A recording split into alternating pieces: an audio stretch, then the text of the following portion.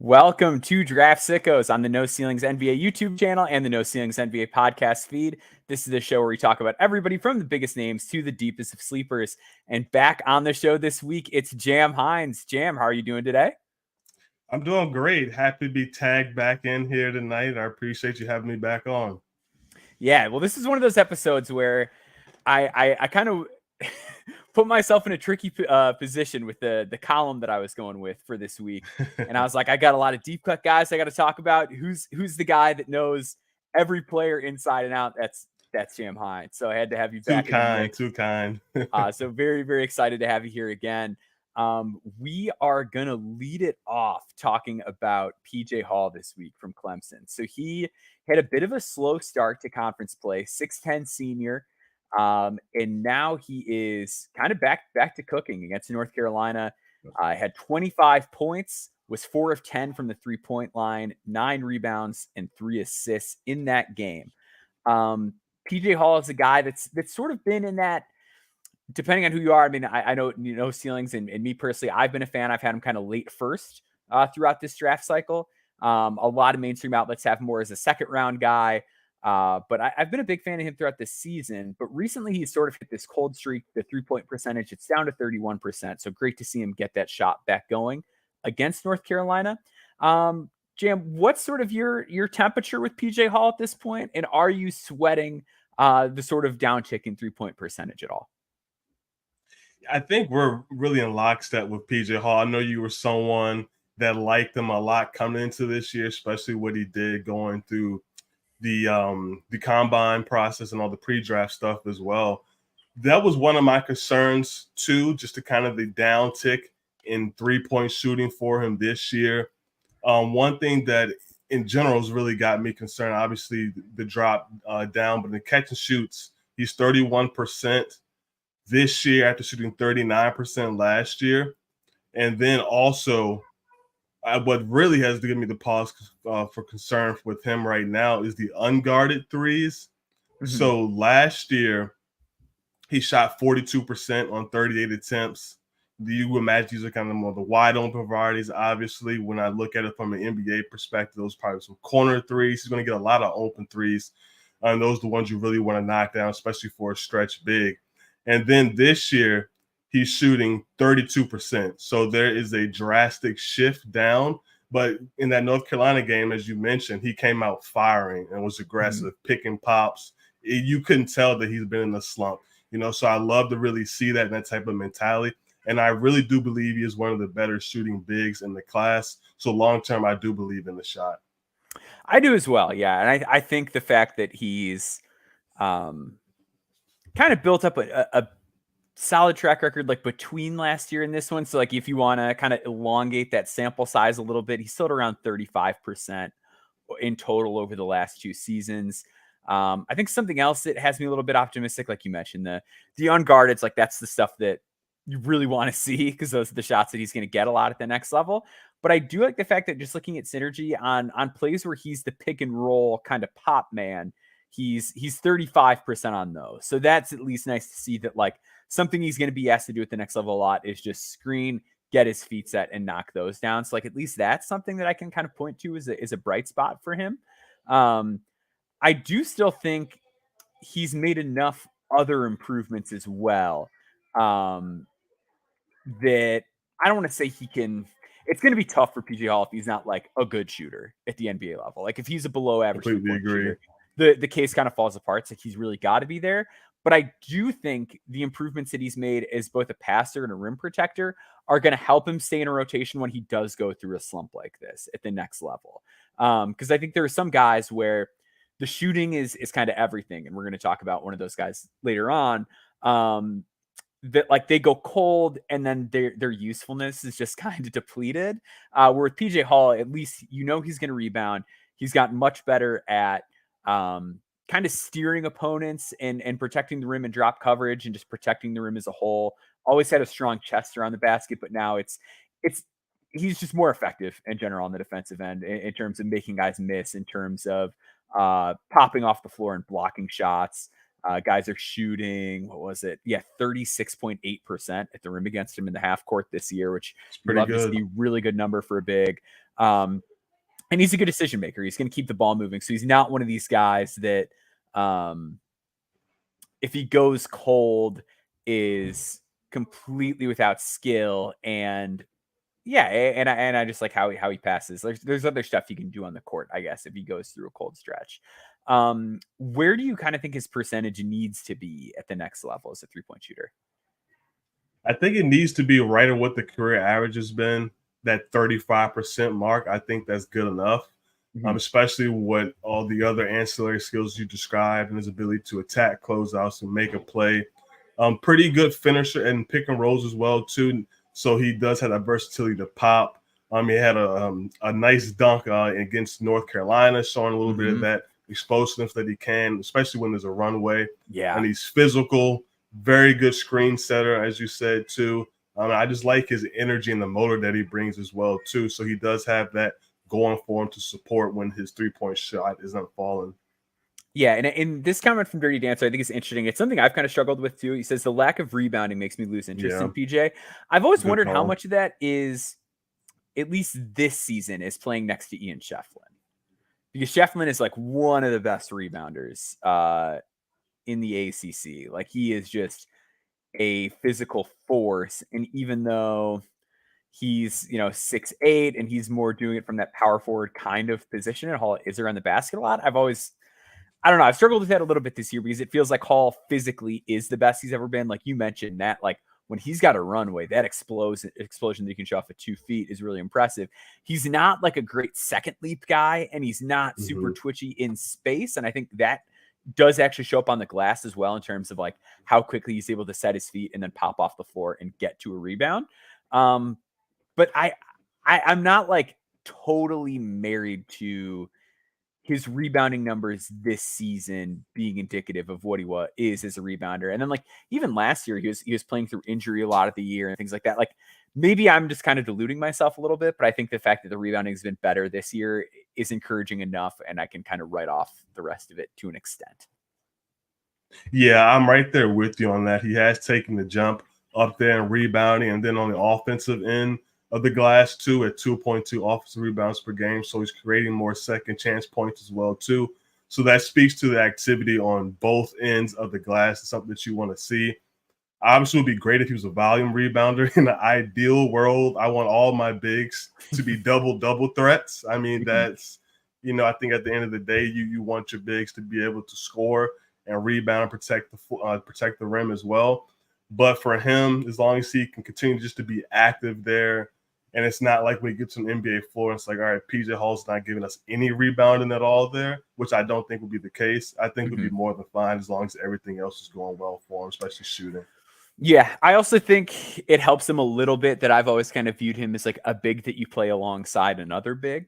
And I think that's something that's actually becoming more viable and not less. Like I was at Bulls Timberwolves this week, and not only was it the Towns Gobert lineup for Minnesota, but it was a Vucevic Drummond lineup a lot of the night for the Bulls. Like I've always kind of viewed PJ as a guy I would want to put in that sort of a set, like that sort of a system, or a team like New York, where it's him and Mitchell Robinson, or him and Randall, or Boston, where it's him and Porzingis or him and Horford. Like I've always kind of viewed him as a big that I play with another big. And I think that would kind of insulate him a little bit defensively too. If you're still a little concerned about some of the stuff in space, have that other rim protector out there. That's kind of how I've always envisioned the role. So the rebounding has never been that big of an issue for me. Is that kind of the view that you have for him, or do you view him more as like a straight traditional 5? That's exactly the view I have for him. Okay. I couldn't put it any better myself, and don't want to go on too much of a tangent here, but I think you brought up a great point, or at least alluded to. It's important as evaluators to watch games at different levels, especially the NBA level. Obviously, we have to know what's working and what could potentially work for guys. So I think that's a great point. And you talking about what you saw at the T-Wolves game. the Bulls T-Wolves game. So I think that's apropos to exactly what we want to talk about with PJ Hall. For sure. So let's get to this next guy who is having a ridiculous week. So you kind of picked him early because, hey, this guy's going off, and then he went off again today. Yeah. He is a 6'7" freshman for South Carolina, Colin Murray-Boyles. He had 16 and 9 against Mississippi early in the week. But before that, against Georgia, he had a 16.5 rebound, 4 assists, and 2 steal game. And then today he had 25 points as well. Colin Murray-Boyles, 6'7", very interesting player, super, super high feel, really good as a passer, super trustworthy decision maker, kind of a non-shooter at this point, like has an elbow jumper, but has taken a couple threes on the year, if that, and then a 58% free throw shooter, but I like the elbow jumper. Where are you at with Colin Murray-Boyles? Because this is a very interesting player. It's an archetype that, like, right now, I don't know what it looks like at the next level, but he is so overwhelmingly talented and has been a huge part of South Carolina just blowing expectations out of the water. That clearly he is an NBA prospect. It's just a matter of like when and how, I guess. So that's a lot to kind of throw on your plate. But how have you been feeling about the South Carolina freshman? Well, I'm excited that he's back, and I'm sure that he is as well. The first time I got a chance to see him, I'm sure for like a lot of us, was watching him on TV, watching him play with Washington Academy in the NIBC. And then I got a chance to watch him in person last year in a great event, the MLK Classic here in the DMV area. It's a terrific event every year. This one actually had Aiden Holloway, who's at Auburn this year, in that tournament as well, too. So I really enjoyed it. But for him, I was very excited to see what he would do coming in. I thought he could be an underrated SEC freshman of the year, dark horse type of guy. And he was hit with mono, so he's bouncing back from that. So I really commend his ability to really recover, battle, go through that type of adversity. A lot of people, at the end of the day, the season's done. That's happened to several players. You're going to miss several months. And then he comes back, gets his feet wet, especially with these past 2 games. And he's just so skilled. The feel at 6'7". He's an undersized big, unfortunately. He's one of those guys that, you hate to say it, but if he was 2 more inches tall, I think he's a solid lock first round pick, or if the athleticism was a little bit more explosive. But although he is a pretty underrated athlete, is a quick jumper, especially you really see that on the defensive end too. But the feel, the touch, the passing, he will, I think, will eventually have to shoot a little bit, but the mid-range game that you talk about, the elbow jumper, and it's kind of funny just thinking about and seeing his game in high school, that these past 2 games, he hasn't really showcased a lot, everything, especially that mid-range. He's more comfortable shooting that mid-range jumper, has great footwork. And I think he has these flip shots. I think the short roll into the push, that's going to be something that's key for him as well, that he has both hands. So he's a very, very interesting prospect. I think the way he's been able to pick up some momentum, he might test for feedback. What do you think about that? Or maybe a little larger sample size? To me, like, testing the waters is just sort of a why not thing. I think the only guys where I'm like, maybe don't, is if you think you're just not going to get any workouts. Like, if you think I'm going to test the waters and like, it's just going to be a waste of time, like, then maybe don't mess with it. I kind of get the vibe, that there is a level of interest in him as a multi-year guy. And I think at that point, it's like, why not? I think the one reason he may consider not testing the waters at all is it does seem that the situation he has at South Carolina with Lamont Paris is a really good one. And maybe you just kind of lock in from the get-go and say, hey, look, I had mono this year. Let's just get this out of the way and say, hey, I'm coming back. Let's get the ball rolling for next year. And then maybe that's appealing to guys in the portal that, like, hey, I know I've got this guy that I'm going to play with who's good, but also totally selfless. He's going to help me eat and he's going to keep us competitive. I think that could help out South Carolina as well as him, to just kind of lock in and say, hey, here's where I am. Here's where I'm going to be. Let's just get better. I thought you made some really good points on like the movement, and I think defensively it shows up really well. I think that he's got like some real interesting kind of stop start like forward backward movement ability that I kind of wasn't really anticipating just based on his body type. The recognition and feel really carry over on that side of the floor. Rotationally is good. Obviously the power, like the strength, like when he walls up at the rim, it's a lot more potent than it is when most 6'7" guys do that. And I think that just guarding the ball, like he has some better moments. I wish the foot speed was a little bit better, but I think that's something that can get there. And this is a guy again coming off of mono, which like if you ever had it, it's brutal. It's a really brutal illness. And I think a lot of people are like, oh, it's like the silly kissing disease. And it's like, no, it's going to take a lot out of you for a long time. Like it is not easy to get over. And then offensively, yeah, I thought the short roll stuff, like you mentioned, is real. Like he's able to dish it so quickly and see the entire floor. It kind of warp speed that any situation where you just give him the ball, he's going to do something quickly and correctly. I think that he's got that real pop, like you mentioned too. Like he's not going to go way above the rim, but he can dunk it. Like he's not totally ground bound. I think the first steps again a little better than you might think, and he's strong on the glass too, on the offensive boards, and he's got really good hands. Like some of the balls that he was able to kind of like grab and come down with was something that you see out of like elite centers.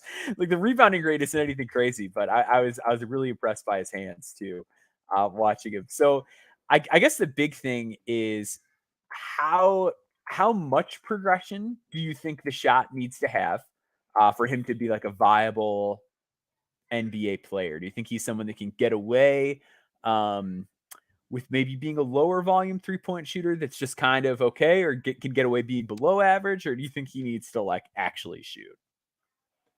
I think if he is in the low 30s and he's actually also shooting mid-range jumpers, and that's a viable. I'm more worried about him being able to dominate in that mid-range game, whether it's him the kind of the short rolls into the jumper, or if he's working dunker spots and he's able to hit the mid-range and then be able to play off that. And then you work to corners and kind of just progress. But as long as he can shoot in the low 30s, and then I guess really what you want to see next year too, just the confidence to shoot him. I believe he said he's shooting 5 attempts so far this year. We'll see if he cracks double digits this season. But just him continuing to be comfortable shooting threes, and whether if he's making them or if he's not, obviously hope that he's making them, but just being able to show that confidence in shooting the three.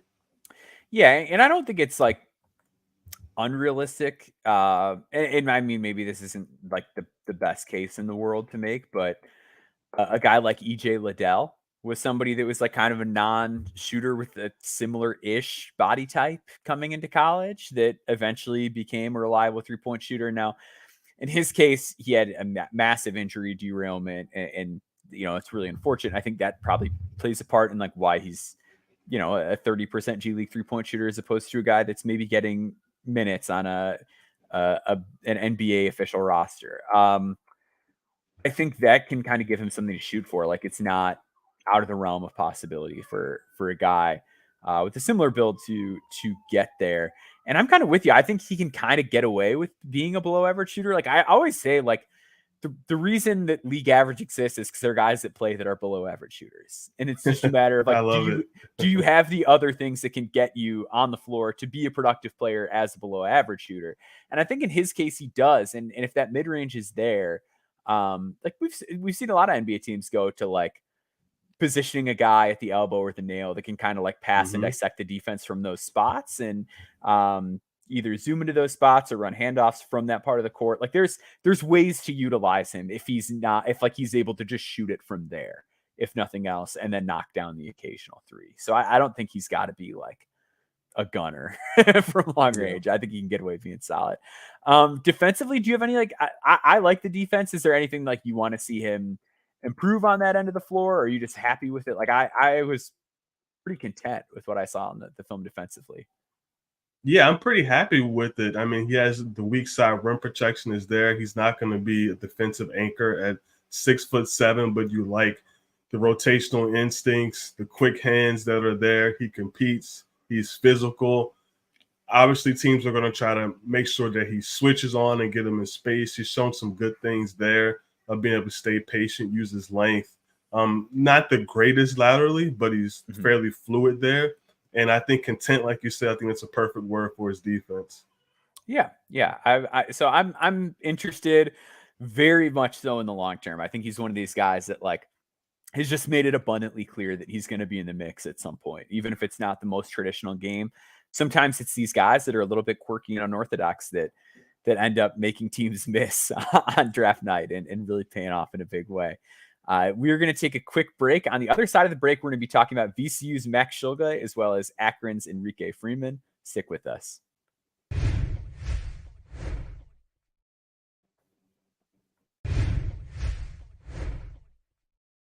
All right. So for feature focus, one of the players that you brought up was Max Shulga from VCU. He is a 6'4" senior guard, originally from Ukraine, played 3 seasons at Utah State, followed Coach Ryan Odom to VCU this offseason. Went from being sort of a guard alongside the other guard, Stephen Nash. Zeb Jackson is a big part of their offense. But Shulga really kind of the main guy, leading the team in assists, leading the team in scoring. Unquestionably the biggest role that he's had in college, and he's done a phenomenal job of it. What kind of made you want to bring back Shulga to the table this week? Well, he was someone that I've been tracking since last season, and I know you and I have talked about him in the past as well. But for me, I haven't seen him get too much love out there on draft Twitter and just in mainstream draft consciousness as well. But for me, I think it really starts with the shooting, and he has the versatility to play on and off the ball with it. Yes. He was shooting 40% on off the dribble threes and also catch and shoot threes. So that's something that you love to see.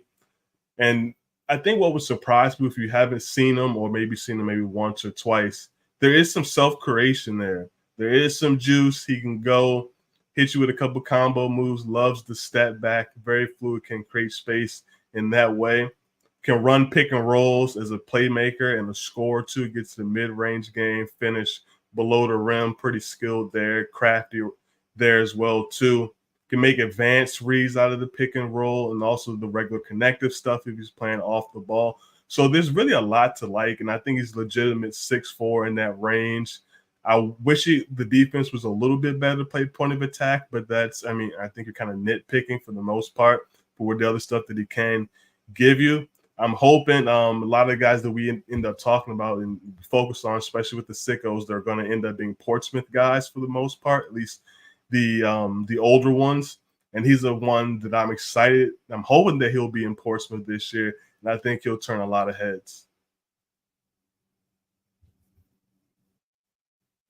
I had myself muted there, but yeah, I'm right there with you. He's one of those guys that, yeah, if he and I believe he probably has an extra year with COVID, but I'd kind of love to see him go. I don't know if he if that's in the plan for him. I don't know what's best for him. I hate to speak on that for players, so I have no idea what their situation is. But I like Max Shulga a lot. He was someone I covered during my No Stone Unturned series this offseason. Just because I thought, like you mentioned, like he's 6'4" and there's real on-off ball versatility, which like those are 2 really important things for a point guard in this area, is to have that positional size and be a guy that can create and stir the pot, whether it's for yourself or other guys, or be a reliable knockdown guy. And yeah, to your point, like 40% off the catch this year. But has this really nice pull-up game, like 38.6% on pull-up threes. Like you can't go under on this guy. And when guys come up, like he's really able, he's really improved his handle a lot, as I would say, like one of the biggest differences between this year and last year. I thought he let the ball get away from his body a decent amount last year, and I was a little worried, like, could he be that lead guy? And I think he's tightened that up quite a bit. But just has that sort of, he's not shifty, but like I'll use the phrase like slithery a lot, where he can kind of just like weave through the paint. It's not super fast, but he just knows bodies and spaces and where he can get on the court to get himself a little bit of room and to make defenders make tough choices. And again, I feel like I'm repeating a lot of the same stuff. The vision, like this guy sees the whole floor. Like I was talking with Nathan Grubel the other day about like there's point guards that can make decisions and point guards that can make reads. And Max Shulga is a guy that can make reads. Like he actually knows, everything that's going on the floor. And I think that was one of the things with Murray-Boyles, who we were talking about too, where like he's a guy that like fundamentally understands everything happening on the floor. I think Shulga is in a similar boat. And then like as a shooter, pull up stuff, off movement, that's all there. The defense, I worry about a little bit. Like I don't love his hips. I don't love how he stays in front. But I do think he does some stuff pretty well. I really like how he uses his hands at the point of attack. And I think that he also does a phenomenal job of staying connected, whether it's like an on or an off ball screen. Like he very rarely cedes a ton of ground in those circumstances. I think the biggest issues are more when he's on an island or totally in space. So if we're looking at like what could be the stumbling blocks for him at the next level, I think it's probably just like overall athleticism and speed. But I will say again, I think that he looks more fit this year and he's moving more like an NBA player this year than he was last year. I think he's made real strides there. And then the other one is the half court finishing has been a little rough this year. How are you kind of feeling about the finishing? Because he's always been a solid rim pressure guy. And VCU is like a decent shooting team, but it's one of those things where it's like, okay, well then you pull his shooting out of there, and then all of a sudden it's not so good. Like it's Bama Seals had a good shooting year, but other than Kune Kune and Jason Nelson, who doesn't play a lot alongside Shulga, it's a lot of Zeb Jackson, who's a non-shooter. Baristos had a weirdly poor shooting year. When he was on the court, Lawal's a non-shooter. Michael Bell's a non-shooter. Like I don't know. How do you feel about the finishing, and like what do you think the issue is, or is it just the vertical explosiveness? I think it's really the vertical explosiveness, and that's what you always worried about with guys that are limited athletically. So for him, it's really going to be about finding those touch and craft finishes, which he has flashed. And then also some of it too is not to say that the MWC was a pretty good conference, but you take a step up, you're in the A10 as well, and he's played terrific as well. So kudos for him for having his game be able to translate in the mentality and the skill set to translate up. So he's also dealing with just a different set of athletes as well too on the A10 and length on a night-to-night basis. And I think that, like I said, it's going to be the craft finishes, finding those angles that he normally is able to find. And I think the pull-up game is going to be something he's really going to have to rely on, because he's not going to be able to consistently finish at the rim as much as we would like. Yeah, and I think he's at least in a good starting point with that. Like the fact that he is a legit, really good pull-up three-point shooter. And he's been good on those long pull-up twos too. Like for, 36%, I think this year on pull-up twos, which isn't terrible, but I believe he had a really good pull-up two number last year. Last year was 40.7% on pull-up twos. So for when you have to take those shots, like those are not bad numbers for a college guard. And the fact that range does extend to 3 is also really encouraging as well. Probably, like you mentioned, probably a guy that's more in that like Portsmouth kind of mix. I do think there's a real chance that he's one of those guys that goes to an event like that and just kind of eats in the chaos, just being like one of those guys on the floor, kind of like a Jalen Williams was at the NBA Combine. Is probably the ultimate example of that, like in Andrew Nembhard as well. Just like guys that were in a position to really find a level of calm and poise and creativity in the chaos and set themselves apart. Do you think that there's a path to hearing his name called on draft night, or do you think he's more like guy that can work himself into a two-way? I think there's more of a guy that work himself into a two-way, unless he just absolutely goes nuts at Portsmouth or in workouts, where it's like, which is not out of the realm possibility for all the reasons we laid out about his game. Just shoots the lights out. You see the versatility there and the playmaking as well. And in that type of environment, and I don't want to make it sound like this, but also in this draft, if you see someone there and you see him in the second round, we'll see what happens is where agents kind of steer people at that point and kind of navigate that waters as well. But I do think he's someone that can get himself in that late second round, but more like he's going to be someone that's working for that X10, that two-way contract. So someone else that is kind of in that same boat. It's the guy that I'm sort of writing about this week. So my column this week was sort of born out of a philosophical question that I like to ask myself when scouting, which is it's really basic, but one of the questions I like to ask myself is, how dumb will I feel if I miss on this player? And I I think love it. I think part of it is, and like I mentioned in the column, like there's the like the hit and the miss of that lesson, which like the hit for me was Trey Murphy, where it's like, here's a guy who's 6'9", he can really defend, he can really shoot, good athlete. Like that's an NBA player. Like don't think about it too much. Like that's all there. He's an NBA player.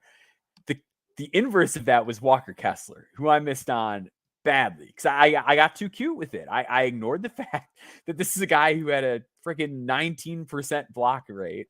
And instead I was like, well, he's not that great of a passer. Oh, he takes jump shots sometimes, and I don't think he's going to shoot it at all. And instead, it's like, look, the guy's going to finish plays and be an excellent rim protector. Like he's going to be one of the best defensive centers in the NBA in drop coverage. And instead of worrying about how good he's going to be at switching, maybe just consider that he's going to be awesome at drop. And that's all he needs to be. I got too cute with it. And now looking back, it's like, how did I miss on a center that had a 19% block rate in the ACC? Or SEC rather. ACC was his freshman year. But yeah, so I was thinking about that, and I was like, who are just like the leaders in the NCAA in statistical categories? And is there anything to them? Because I would feel kind of dumb as like the sicko guy if it's like, well, you missed the leading the scorer in college basketball, ended up being good, and you missed on him, and you're supposed to be deep in the weeds, and you missed an NCAA statistical category leader. So I did an exercise where I watched film on the leaders of a bunch of very obvious statistical categories like points, assists, rebounds, blocks, steals, points produced, 3-point percentage. And Enrique Freeman is one of those guys. He's the NCAA leader in rebounds per game right now. Enrique Freeman is a guy that I had watched a little bit last year, just because he is a gaudy statistical producer. Like the numbers are big time. Last year, he averaged a double-double at Akron, 16.8 points per game, 11.2 rebounds per game, almost two assists, 1.2 blocks, 0.6 steals. The issue with Freeman has always been he's 6'7", and prior to this season, he had attempted, I believe it was 6 total threes in his college career and made one of them. So it was still just like, this guy's 6'7". He doesn't even think about shooting. Like I can't really get there with him. I do this exercise. I pull up a stat page. I had not watched him yet this year. And I realized he's taking like 1.3 threes per game, which isn't a lot, but it's not nothing. And he's making 36.7% of them, and he's shooting 71% at the line. So like maybe there's a little something there. But overall, I will kind of circle back to the shot. I like everything else about his game. He is a guy that is very intense, very physical, and very athletic. He's got sort of an NBA build. He is a thunderous roller. He can finish above the rim. A little inconsistent as a passer, but I think there's times where he uses his length to create interesting passes. He is one of those guys that would just be a nightmare to play against because he is so all over on the glass. Averaging 13 rebounds per game this season, and 4 of those almost are coming on the offensive glass. So if you don't box him out, like at any point, it's just over. And he's going to get a putback. So I think he does enough of like the other stuff on offense, and that I think that there's a path for him. And on defense, he really knows what he's doing. Very athletic, very good mover, really physically strong, slides his feet well. It's hard to turn the corner on him. Weak side rim protection instincts, like that's all there. The issue is just like, can this guy shoot the basketball at all? So like I mentioned, he's 36.7% on 1.3 attempts per game. It's kind of an odd shot if you're watching on video. He almost shoots it like from his shoulder. So mechanically, it's not something I love. And he's kind of got to do it. Like they're just not. It's hard to find guys that are like 6'7" energy wings that don't shoot at all, and also like don't have a really high level of passing feel. I still think I could maybe talk myself into him on a 2-way. If the pre-draft process is strong and it goes well. I think right now he's probably more of a guy that you give an E10 to, and like he's going to kind of have to fight it out and earn it. But I don't know. I just like everything else that I could see a team talking themselves into like, maybe we can fix this shot thing with him. What's been your sort of prospect journey with Freeman? And do you think he's got like any chance at all? Or are you like, nah, this guy's 6'7" and he can't shoot? Oh, there's definitely a chance. And I think, like you and most of us, are always looking for that avenue of like, all right, this could work if, and how realistic it is and everything like that. For me, I was hoping that he had some more wing ball skills, and I'm trying not to cut or close the door on him being like a wing, but he's very much a big, even at 6'7", with the 205, 210. Like, he's posting up the majority of the time. That's where he operates offensively. Defensively, hopefully there's some things he can do on the wing and guarding perimeter guys. I think there's certainly some upside there with that. The three ball, like you said, that is going to be the key with him. He's up to, I believe you said 36%. It is the motion where it's right from the shoulder. He is consistent with it, and it looks fluid once he kind of gets there, gets pretty good arc, and there's some good things with it. And I also say he's at 36%, and it's the first time he's really taken heavy volume. So that's a positive. We'll take it, right? So we'll certainly take it. So we'll see if there's going to be some mechanical adjustments to make sure he has that consistency and also feels comfortable too. So I feel like I'm obviously no shooting doctor, no shooting coach, anything like that, but you want players to be comfortable shooting what their motion is and have that consistency in the motion, of course, and with the production as well too. I don't think it really works if he's not shooting, or at least some threat. Completely. Yeah, I agree completely. I think that's where it's like scary. And that's why I'm not like, oh yeah, two-way guy. Because like if he doesn't shoot, I don't know. Like guys like that, like the undersized big archetype can do well in the G League, but like NBA teams like don't even sign him on two ways. Like they're just like, that's a 6'7" G League power forward. Like, yeah, rebounds the hell out of the ball, though. I absolutely love me a good rebounder for sure. Yeah, and you got to put a body on him, like you were saying. Do you think there's a path as a how can I say this name, because he was like very unique, but just in sense of the role and undersized big, he has to almost be a version of Kenneth Faried, don't you think? Yeah, it kind of has to be that. And like Faried, I felt like body wise was stronger. Yeah, he was like 228 when he came out. I think Freeman is listed light. Like they list him at like 207, but like he plays bigger than that. But he looks a little bigger than that too, especially muscular. Yeah, because I feel like he is. I feel like he's got to be closer to 215, 220. That's kind of got to be what it is, because like you mentioned, the fact that just like looking through his synergy possessions, like 5.3% of his possessions are spot ups. Like it's all put back, and like the pick and roll stuff he can do. Like I think there's ways that like teams can involve him as a screener, and like that's low hanging fruit. But just the fact that like if you're 6'7" in the NBA, like you're gonna have to be able to operate with a spot up game. Like you're gonna have to be able to just like stand on the perimeter a lot of the time. Is that it? Like you're gonna have to move somebody out of the dunker spot, like if that's where you want to play him. And then like, does that make sense? A lot of times they sign roster lineup, it won't. You'll just play somebody different instead of Enrique Freeman. So it's tricky. Yeah, I think he's got to be that Faried type, or he has to develop some semblance of a shot. And I don't know how realistic that is. Because even like, I don't know, like I feel like Torrey Craig is like one of those guys that people are like, oh yeah, like Torrey Craig's like not a great shooter. It's like Torrey Craig was still launching like 7 a game in college. Like, so even if you want to be like, oh yeah, you feel like that, it's like that guy who you're like isn't a great shooter was at least a prolific volume shooter in college, even if the percentage wasn't anything crazy. So yeah, it's a bit of a long shot, but like he's one of those guys that I feel like I just love the intensity in the motor so much that I kind of want to bet on him with an E10 and at least see where it goes. Yeah, I'm right there with you. I think that'll be the perfect spot for him. Let him go out there, be energetic, be a play finisher, be on the glass, rebound, do all those good things that he does. Mm-hmm. Absolutely. So we're going to take a quick break, and we're going to get into some sicko sleepers on the other side. So stick with us here.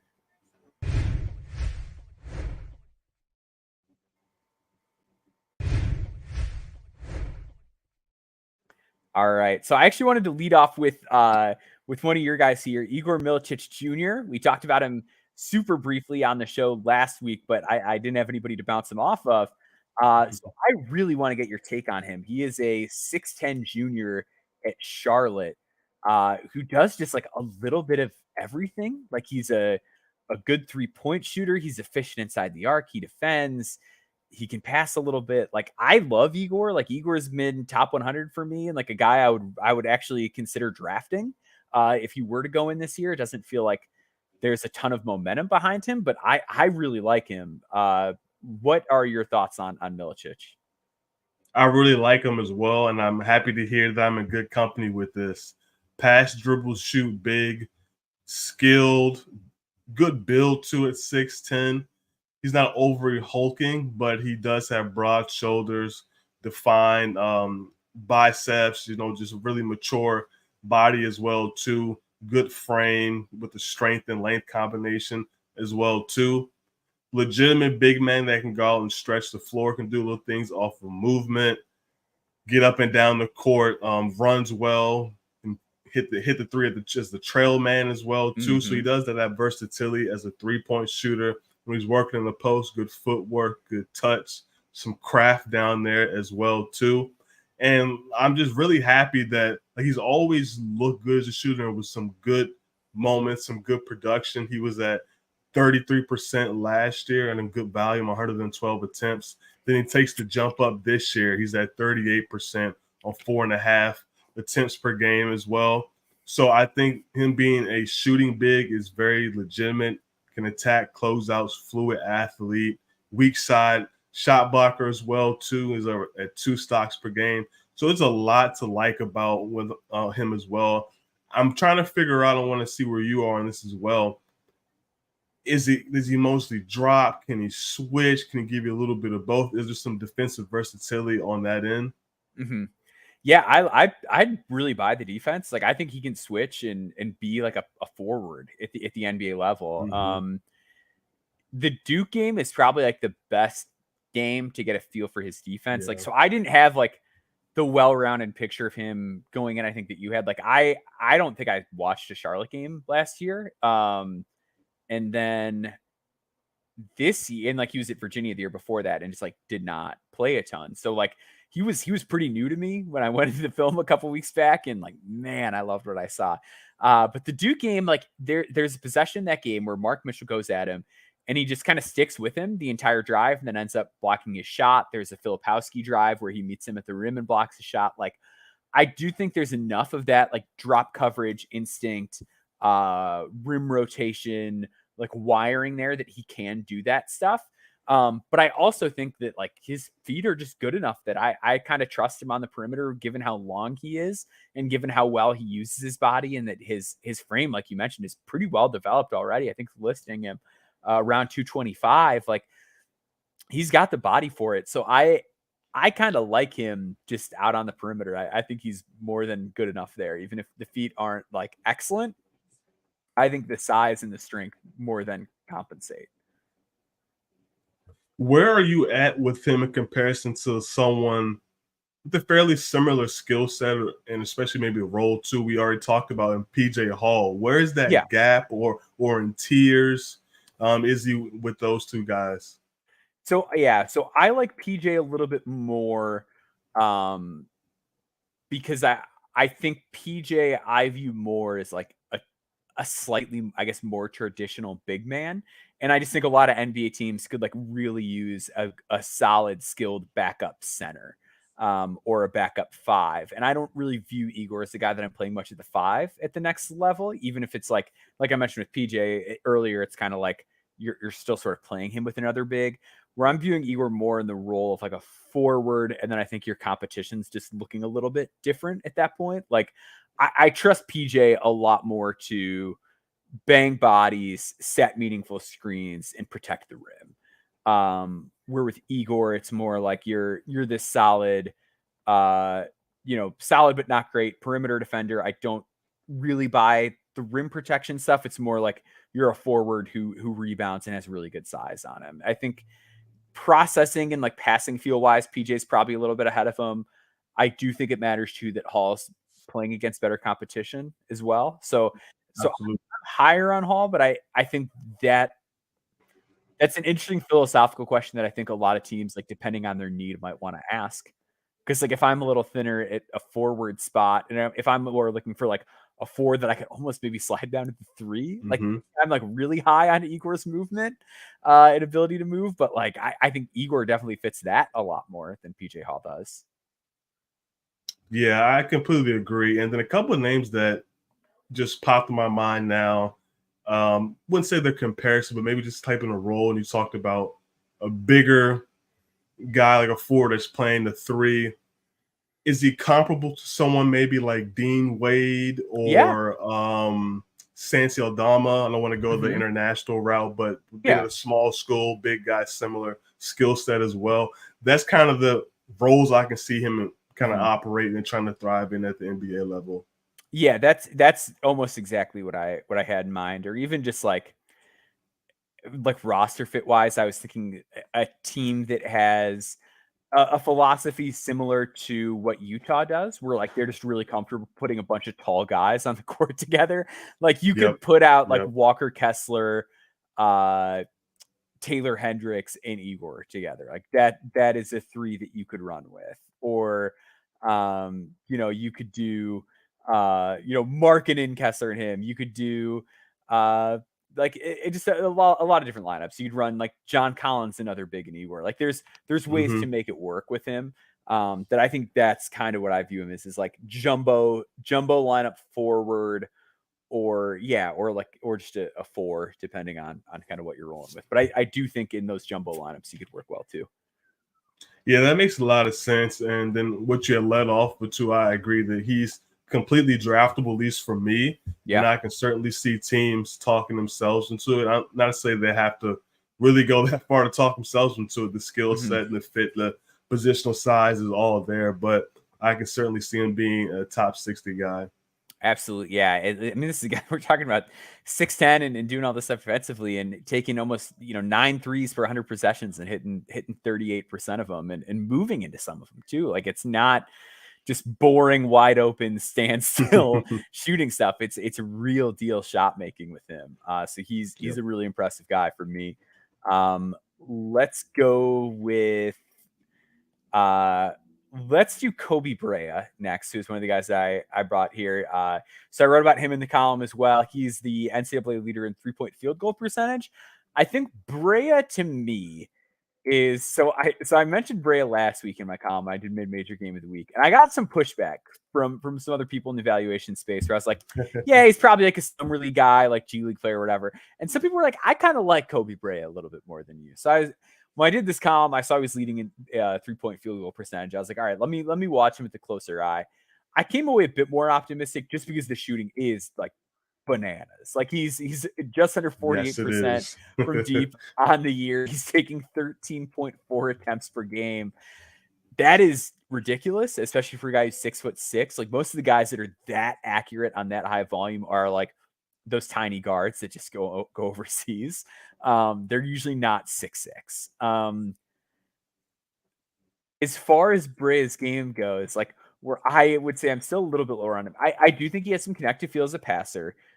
Because Dayton was like real thin at the guard spot last year and like even a little bit this year. He's had to do a little bit as like a playmaker and passer. And I think he sees the floor well because he's a good pull-up 3-point shooter and has that. Like they can run some ball screen stuff for him. He's really good in transition as a shooter, really good coming off screens. Like every type of tough 3, he can make it. He can hit them from the logo. So like the versatility, the volume, the efficiency, the height is all really intriguing. And like he knows how to pass. I think where I just have a hard time with him is he is very behind the curve athletically. He's not very quick. He's a pretty poor defender, and like he's a pretty poor defender in like a lower usage role. He rarely gets all the way to the rim. I just don't think he's a very skilled defender. If he was like 6'8", I would be like, who Mm-hmm. cares? Let's draft Yeah. him. If he Play a little more of the measures 4, big wing. Yep. yeah, but if he's gonna measure at like 6'4.5" or something like that, being listed at 6'6", then all of a sudden it's a lot dicier. How do you feel about Kobe Brea? Because he is to me like one of those guys who is like almost purely a specialist in a way that you don't really see much anymore.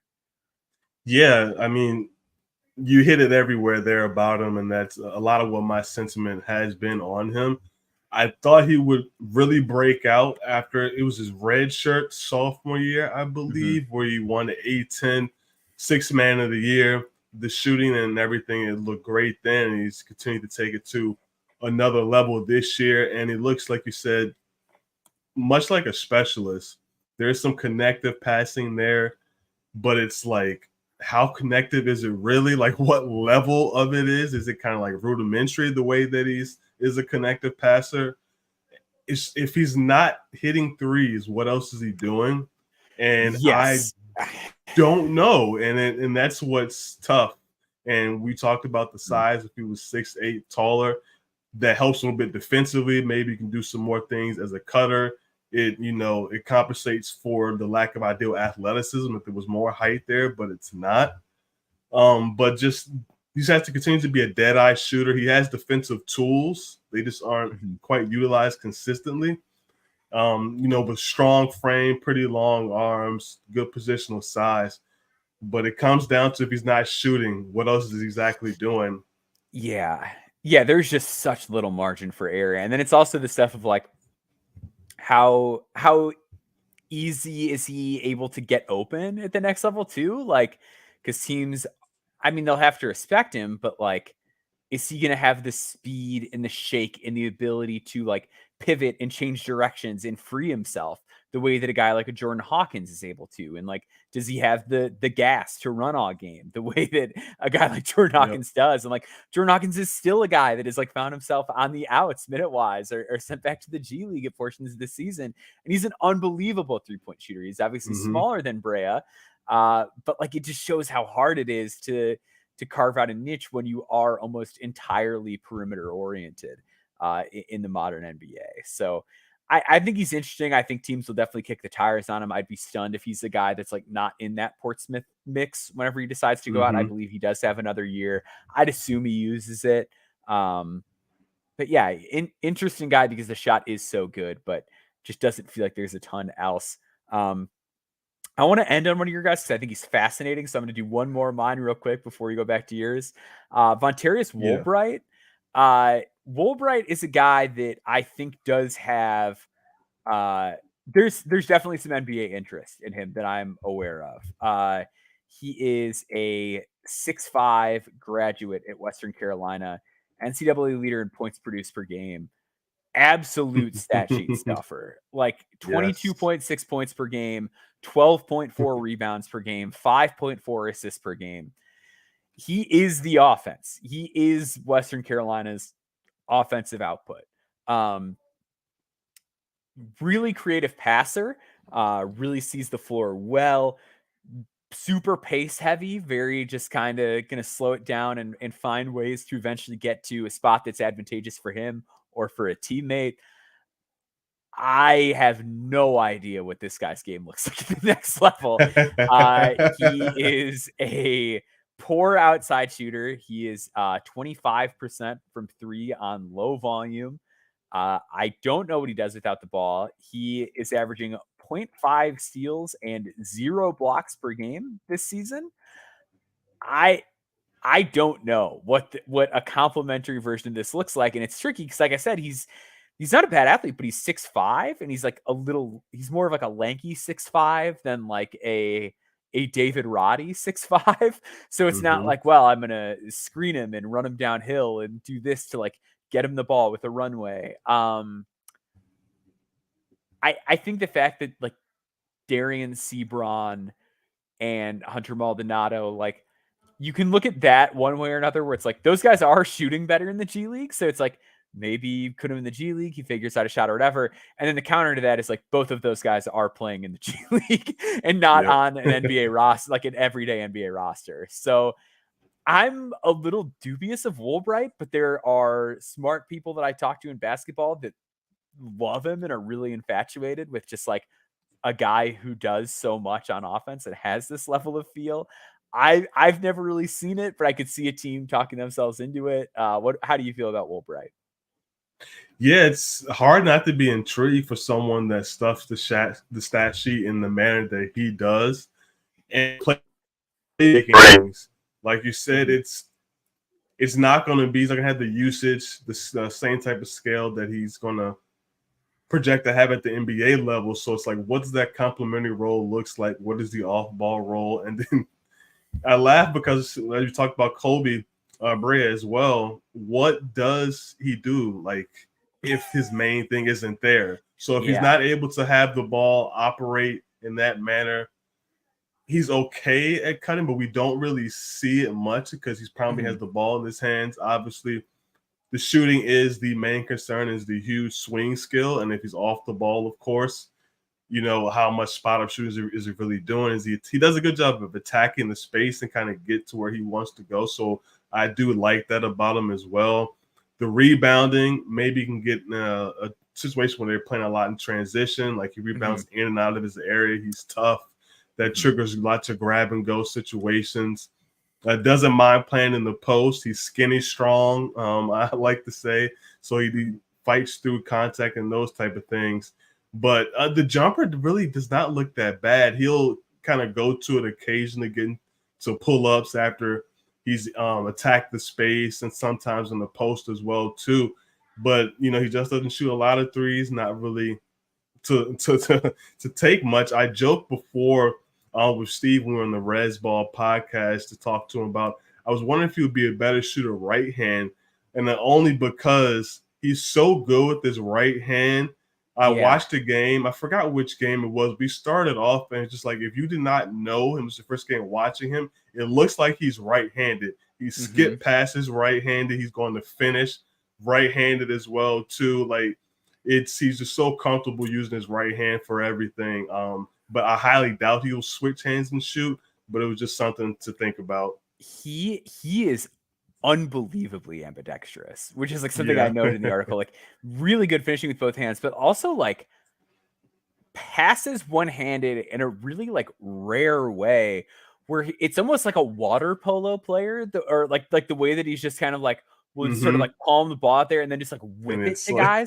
It's bizarre. Like, I've never seen a guy like really do that before, especially that's like 6'5". Like, maybe, you know, Hakeem was doing that out of the post, but that's a different thing. Like, for a 6'5" guy to just like almost hold it like it's a Nerf ball and just kind of do whatever he wants, it's really uncanny. And like, that's the kind of stuff where it's like, maybe that's not a tangible, translatable NBA skill, but you see it and it's like, there is some real creativity that comes into just being like, I'm gonna do this. Like, it takes some guts and some quick thinking to think like, I'm gonna pass the ball.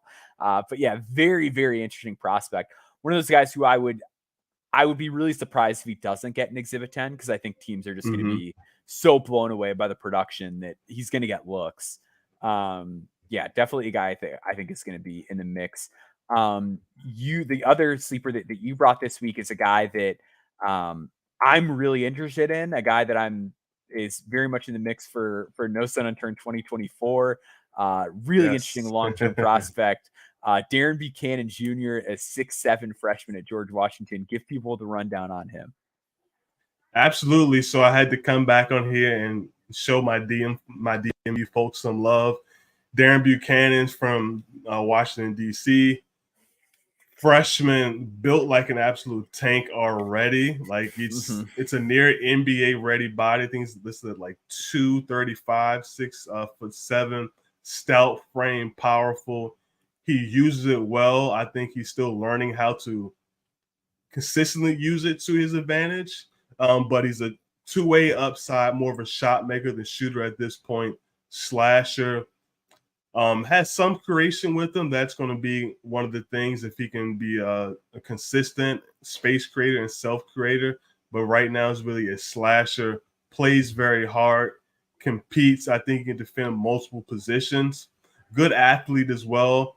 More so with a runway. He's a much better athlete around the rim than what he's really showed this year, as he kind of be off balance with some things, trying to draw some fouls. Just kind of just play more straight up and be his powerful self. But I really do love the passion, this competitiveness on both ends. Like, he really gets after it. And I think he's going to be a long-term prospect that teams should be monitoring now if they aren't already. Yeah, I'm right there with you. It just looks like an NBA player out there, like 6'7" and huge, like especially like upper body wise, like pretty rare to see a guy that young that has that level of like just physicality and toughness to him already. Helps him a lot on defense, like just really able to body guys up on the glass, prevent people from getting where they want, but also like knows how to use his length and size to be disruptive and kind of make guys make mistakes. And then offensively, I think there's some real kind of craft at the basket. He's able to, again, fight his way downhill because of that physicality, but it does seem, and I haven't watched nearly as much of him as you have, but it does seem like there is like some real skill there. Like there's still some like craft at the cup, some body control, like enough of the handle, some real vision to him. That it seems like he could really put it all together if the shot does get there. So he's been lower volume from three. He does get to the free throw line a ton, which I like. Yeah. And he's an okay for a college free throw shooter, 62.9%, 27%, 27.8% from 3-on-1 attempt per game. You've kind of gotten to see more of his pre-college career and his development. What are the odds that you think the shot gets there? Because I do think either way, we are talking about a guy that doesn't need to be like lights out as a shooter because he does so many other things, because he has the physical gifts that he has, paired with a level of feel. But how has his jumper developed over the years, and how do you feel about the overall trajectory of it? It's slowly progressing. What I like about it is he doesn't shoot a lot of them, but he will shoot it if he's, really open, or if he feels like that he needs to shoot it, at least historically. But I do think he's going to always be more of a shot maker as opposed to an actual shooter. I don't think it's out of the realm possibility that he's like a low 30s shooter. I'm not super confident on him being like this mid 30s 3-point shooter, but like 31, 32%, where he's more of a capable shooter. If you leave him open, he can hit that. It's probably the shot you want him to take, but he can hit that, and he can have enough gravity to attack closeouts, get to the line, be a playmaker, and do those type of things. And some of the misses are bad, so that does kind of concern me as well too. What have you seen so far? Are you optimistic about what the jumper looks like? Yeah. So I haven't gotten to like spend a ton of time on him. He was the guy that I watched like once early in the year, and then I watched him for mid-major game of the week when they played Dayton. I think the one thing that jumped out to me on the shot that I kind of have in my notes is that it's a very like in front of his body and then back in kind of like motion on the way up. Like it's that like semicircle kind of build up that I call it, where the ball goes out and then it comes back to his head and then he releases it off the top of his head. So I think it's something that needs a little bit of work. I'd like to see the trajectory of it kind of improve, but I also don't think it's like busted or completely out of control or anything terrible. So I do think that there is a path for him. I think his touch other places is solid to good. So I think that he's not like, I don't think it's hopeless, but I do think there needs to be a good amount of work that goes into it, both just from like a volume standpoint, but also just from a mechanic standpoint. Yeah, absolutely. And just the more that he plays with too, I think that's going to help him a lot if he's playing more off the ball and continue to kind of refine his off ball game. He used to play with the ball a decent amount at GW, but he does play with James Bishop, who's a prolific college scorer, probably another Portsmouth guy as well too, and has been able to show some ability to be able to read the floor off the ball and make timely cuts and run the floor and do those type of things. So there is a role I see at the NBA where it's scaled down, where he doesn't have the ball in his hands. But I am excited to see him continue to develop with the ball in his hands on the collegiate level for sure. Absolutely. I'm right there with you. Real quick, we'll take two sleepers from the chat. KJ Adams and Melvin Ajinka. Ajinka's a guy that I have honestly kind of not watched enough of recently. He was one of those guys that I paid a ton of attention to early in the year. Kind of went through an overall scoring slump. And then it was also just kind of one of those guys where, again, it's like, what are you without the shot? Like, he's one of those guys that moves well, but isn't quite as good of a defender as you'd like him to be. Guards the ball fine, but doesn't really force mistakes. Okay, connective passer, but that's about it.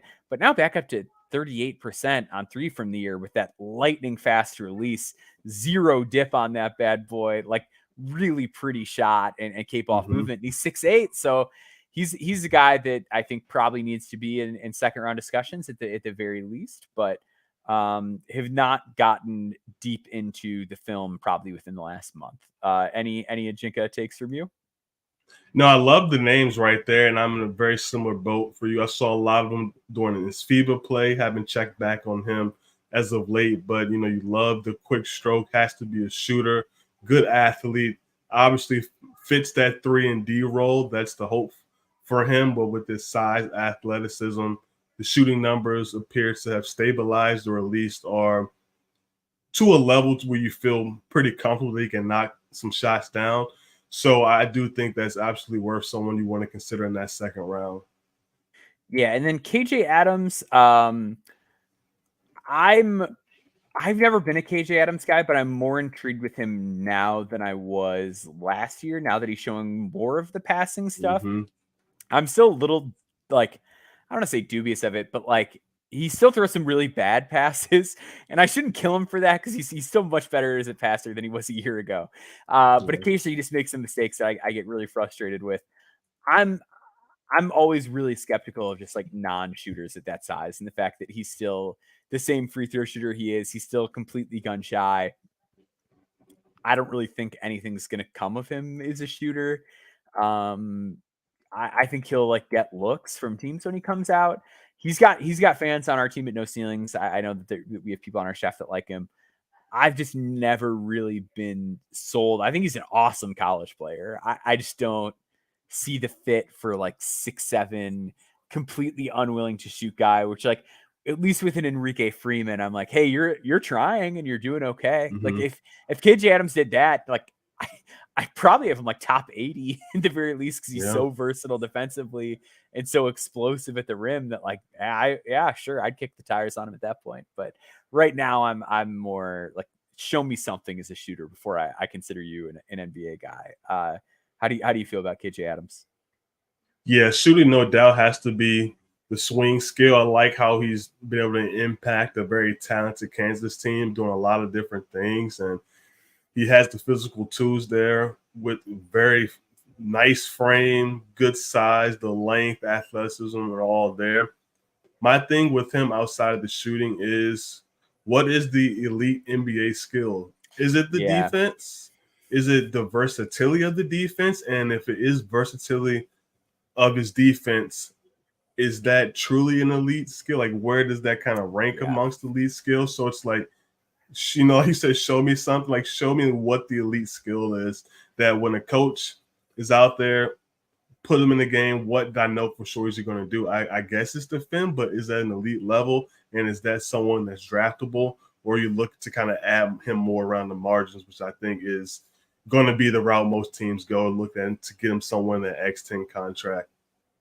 Yeah, because that's a great point too. Because it's like, and you've got to really kind of think he's going to be like an all defense team level defender if you're going to like draft him. Like, you would have to be convinced that like the defense is so good that he can get away being like way behind the offensive skill and scoring curve. And I'm not there. Like, if he was putting up Ryan Dunn level defensive numbers, like, then it's a conversation, especially with like passing. Like, then he's almost like a top 10, like, I don't want to say top 20 pick, but like if Ryan Dunn took no threes but could pass, like that'd be a really interesting player. It would be. Yeah, I with KJ Adams though, it's like he's not that. Like he's just a really good defender more than like the best defender in college basketball or anything. But there's a path. There's a path. So we'll wrap it up right there. Jam, where can people find you and find your work and follow along with your journey on social media?